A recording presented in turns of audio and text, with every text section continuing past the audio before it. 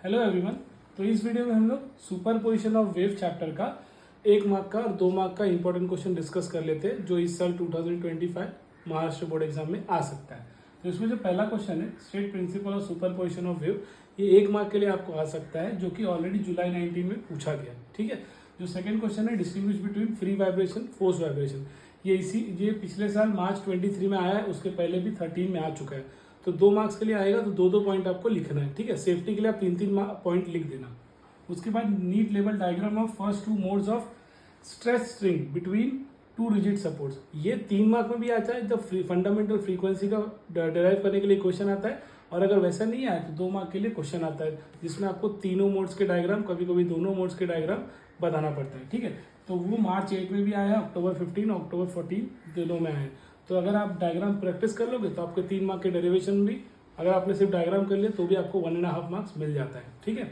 उसके बाद नेक्स्ट है neat level diagram for modes of vibration column in pipe open at end both end 1 and.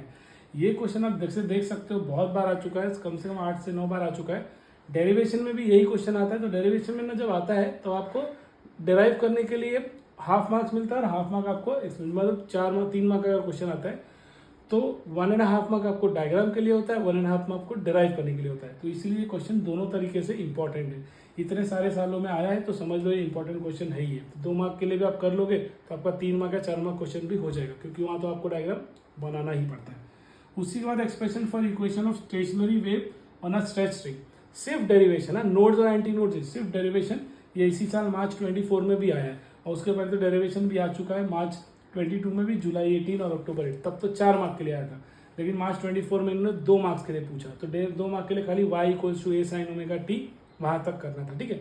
Node और anti node include हो जाता है तब वहां तक भी जाना पड़ता है 4 मार्क के लिए। ठीक है।